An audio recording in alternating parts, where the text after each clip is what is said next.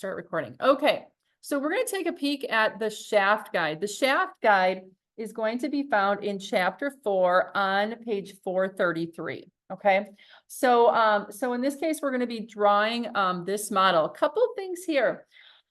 Not really, I'm not going to say the challenge, but the part that probably isn't the most intuitive is going to be this hole coming in from the side, and it's only going through one wall. It's not going through both walls. It's not obvious that way, but it is going just through one wall.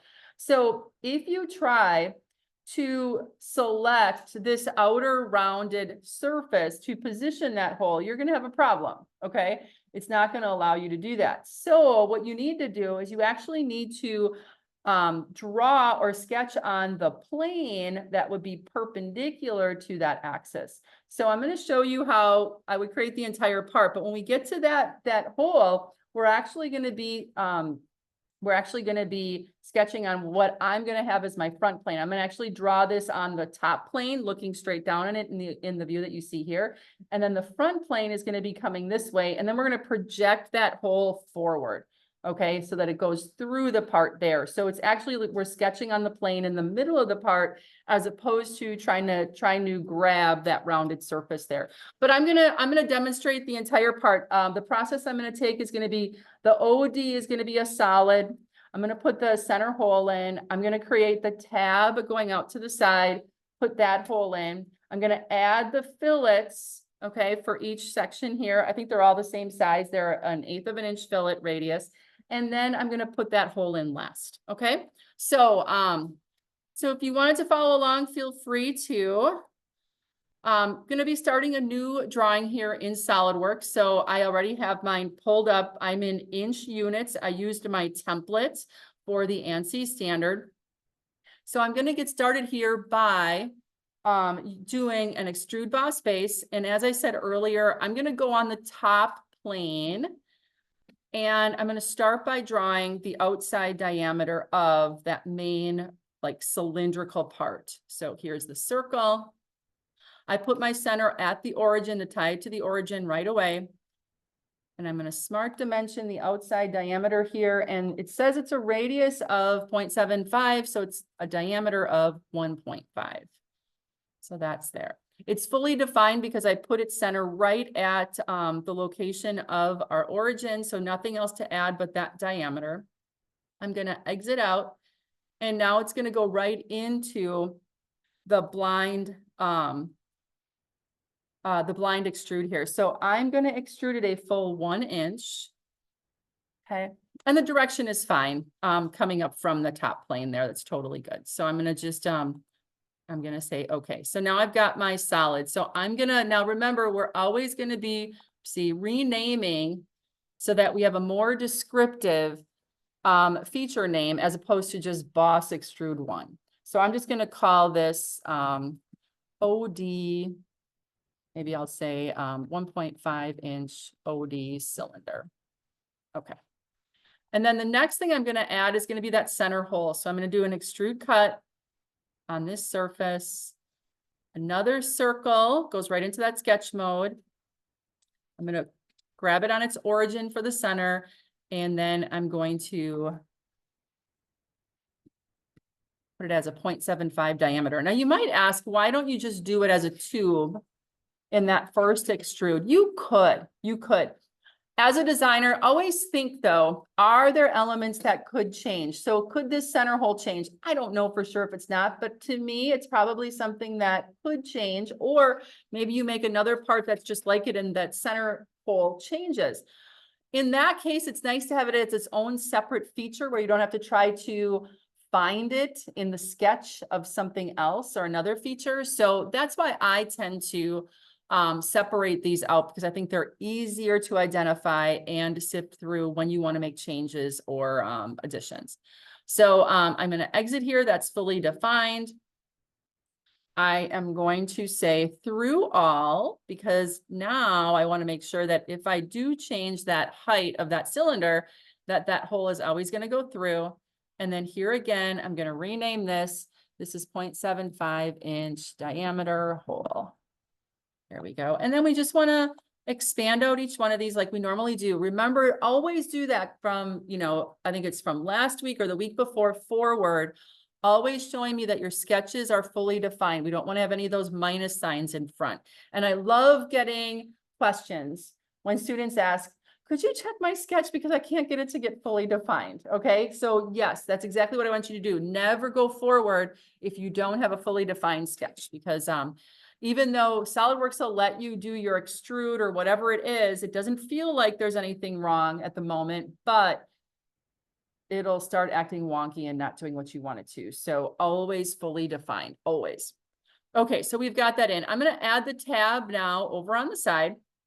So I'm going to do another extrude boss space because I'm going to be adding material to this space. And I'm going to hit control the middle mouse button because the tab is going to go here. So I'm simply going to hit the line command, go a horizontal line out, down, and then over. Okay. And that really is kind of the extra part. Now I have to have an enclosed sketch here. So since I already have that outside diameter there, what I'm going to do at this point is I'm going to take advantage of it being there. And I'm going to select on this circle right here, but to bring it into the current sketch, because this was actually the outside diameter of my 1.5 inch diameter cylinder. It's really not in this sketch. We see it, but it's not part of it yet. So what I can do is I can convert that entity, that feature, to be in the current sketch. So you'll notice up here, once I select this, I can go on convert entity, and now it turned it to a black circle. So if I tip this a little bit right here, this is my full sketch, the circle and the tab going out here, because I need this part, that radius part there that attaches to the tab to be part of my sketch that I can extrude. So I'm going to relook at this normal 2. And I'm going to trim away the part of the circle that I don't need. So just draw across there, drag, and then release. And then now you'll notice that the only part that's black is right here, the radius that we need with that tab. Okay. Now I'm going to do is I'm going to add the rest of the dimensions. So I'm going to smart dimension this length. I think it's 1.75. Then the height is 0.6. Okay. And then I'm not fully defined yet. So I believe, well, here's something that you can do. I haven't emphasized this so much, but this is something. If you're like, I have my dimensions there, I have it tied to the circle, what's going on? So this is a good opportunity. If you know that you're really close, but you must be missing something, underneath the display delete relations, the very bottom one here says fully define the sketch. Sometimes this works, sometimes it doesn't. Okay, so I'm going to tell you it's not a perfect thing, but if I say fully define the sketch, just do a quick calculate. So it's going to check the dimensions, it's going to check the relations that you have there. If you do a calculate, you're going to notice that in this case, it added some relations for me. It made some things coincident and tangent up at the top here, so that it's if you would, it's now fully defined according to SolidWorks. That's okay to use that. That's not cheating. Okay, that's way better than leaving it and just being like, I can't figure it out. I'm going to leave it as not fully defined. So I'm fully defined now, and now what I can do is I can exit my sketch. And I'm going to do my extrude. Now, right now, the extrude is going in the wrong direction. So I'm going to flip my direction. And the thickness that I want to do it to is going to be a blind at 0.25. And there it is. Okay. So now I've got my tab on there. I'm going to call it, rename, just a tab. Okay. All right. Now, the next thing I'm going to do is I am going to add the hole that's in here. So I'm going to do an extrude cut on that surface. What was that?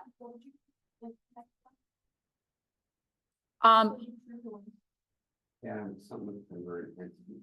Oh, the converting entities. Yes. So if I go back over here to my sketch, let me exit this one. Okay. So what I did was I selected on this outside, I converted those entities and trimmed away the part that I didn't need so that I would only have that portion left.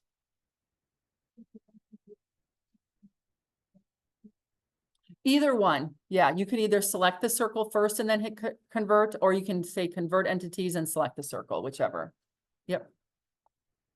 Okay, so now I'm going to put the hole in the middle here. So extrude cut, hole's going to go on that surface.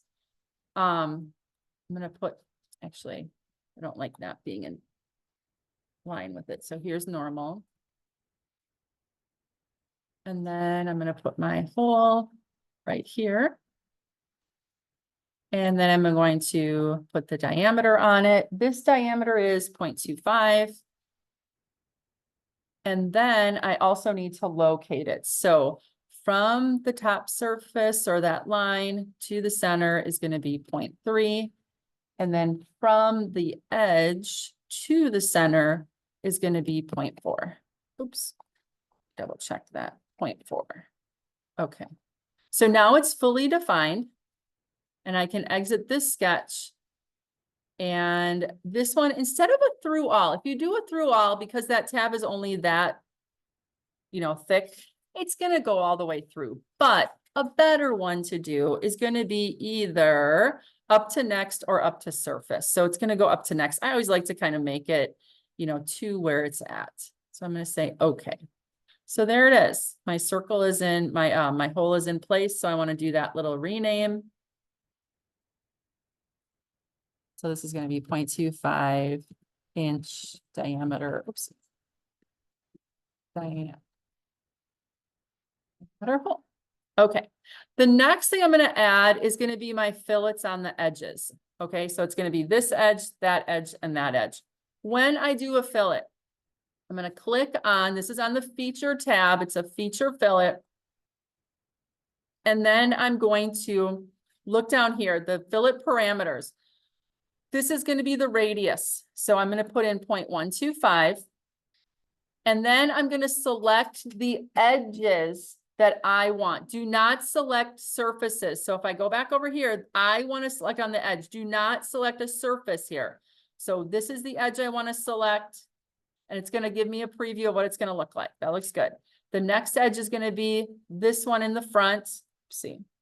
Why did you go 0.125? Because there's a note on the drawing that says fillets and rounds are 0.125. And then here's the next one, and get the edge, make sure the edge highlights. And then I'm going to do this inside one right there. So there's 3 edges. This one, and that one. Don't hit surfaces, only edges. Notice that here, the items for the fillet are the edges. And then I'm going to hit OK. And then I've got my fillet in there. So you can rename this as, for instance, 0.125 inch fillet if you want, or you could leave it the same because there's only one fillet. I'm going to do a quick save because I haven't saved at all. So I'm going to do a file save as module. This is module 3. And then this is called the, oops, not part 1. I want ShaftGuide. Save as ShaftGuide. Okay. So the last feature that I have is that circle. Okay, this hole right here, the 0.25 hole that's coming forward. And as I said, when I kind of introduced this, what I'm going to do is I'm actually going to sketch on what would be the front plane. Okay, I look down on the top of it and all of this is from the top plane. Now I'm going to be sketching on the perpendicular plane here so that I can draw my circle on that plane and then extrude it forward. So I'm going to go back to SolidWorks. Okay. And I am going to do an extruded cut. I need to select the plane. Now, this is where you can't see the planes right now, but in order to see the planes up in the corner here of our graphics area, you're going to notice that you see the name ShaftGuide. So if anybody needs this, come to me right now. Okay. right here. You're gonna expand that out by left clicking on it. And then this is where your planes are. So you'll notice that if I hover over the front plane, it is perpendicular to the axis of that hole that I want to put in. So I'm going to sketch on that front plane, and the front plane is going through the center of that hole. So now it's going to orient me in that orientation. So I'm going to draw a circle directly up from the origin. Okay, right about here. I'm going to smart dimension it. I know that that's going to be 0.25. And then I also know from the bottom surface up to its center is going to be 0.5, but it's still not fully defined. So I'm just going to hit OK here on my thing. What do you think I need to add here to get this fully defined? I have a dimension going up. I have my diameter. I need one more thing. What was that? Well, it wouldn't be the edge of the cylinder. I'm going to center line, not quite, but you're on the right track, Juan. So I do need a relation in here, and I need a relation between the center of the hole and the origin. Okay, I can't, they're in line with one another, so I can't add a dimension of 0, right? So what I need to add is a relation. So I'm going to go here, I'm going to add a relation. Okay, and we're going to go from the center of that hole to the origin. And what our options are here. We want a vertical relation. And now that means that they're going to be, top to bottom to one another. We're going to say, okay. Okay. For those who have had Creo, when you draw that and you identify, I want that straight up and down here, it adds that relation. SolidWorks doesn't. Okay. So you have to put that in manually. So now you'll notice that our circle went black. And now down at the bottom here, we are fully defined. So we're ready to exit our sketch then. So I'm going to exit my sketch. And now I'm going to tip this up and I'm going to look. You'll notice that right now, the direction of my extrude is going backwards. I want this to flip the opposite way because I need it to come forward away from the tab. Okay. And it's just going to go through the one wall and it's up to next. Okay. So right now it's going to go through there. I'm going to say a through all. I like the through all better just to ensure that it doesn't stop at that wall. So it looks like it's good. I'm going to say, okay. And now we have that hole coming through. So again, you can't grab the outside radius portion. You have to draw on, in the case, my front plane or the plane that would be perpendicular to that axis. So now I'm going to rename. This is going to be 0.25 inch diameter through wall cylinder. There we go. And I'll expand out each one of these so I can see that each one of my sketches are fully defined. Okay. Now I think this one as well, we have a material call out, right? So you want to kind of tip this so you can see all of the features. Okay. That would be pretty good. And then I need to add my material. I just got to look back to the assignment to see, is it cast iron? Oh, that's okay. Yes, you lie. So if we go to, oh, wait a second, I'm in the wrong. Assignment number 3, right? Oh, is it assignment 2? Sorry. Oh yeah, we're going to start 3 tonight. I'm so sorry. Assignment 2. And this is a shaft guide. So aluminum 6061-T6. So we want to add that information. So make sure you look here for each one of those. The last 4 in the second part of that, that assignment is what you're going to be adding the materials for. So back to SolidWorks, we're going to go over to the material, right click and edit material. And we're going to uncollapse that one, go to aluminum alloys. We're going to go down to 6061 T6, 6061 T6. And then we're going to say apply. Make sure that your English units are on here. Okay. If they're not, make sure you change them. So do apply, and then you're gonna close, and now you're gonna see that we see the material here in our design tree, but we're not done. We need to go up to evaluate, mass properties, and now we're gonna get that window. So we want to position this window so we see, move this over a little, so we see our model, so I can see all the features. We're gonna grab our screenshot, Window Shift S, or if you wanna use the screen snip, all the way from the upper left-hand corner, include the design tree, and then include this entire window here, because here is where you see your mass properties. This is the weight in pounds, not mass, but the pounds are the correct units. And then here is the volume. Okay, and those are the two elements that I'm looking for, or that the question is asking for. Once you have your screenshot, you can then add it and you can upload it either to the assignment or put it into a Word or a Google Doc and then upload that. So any questions right now on our shaft guide? Okay, so hopefully that was helpful. The question usually was this last hole here, that students weren't exactly sure how to do that because trying to grab on that outside wasn't working. So I'll do a quick save on this and then we will be all set.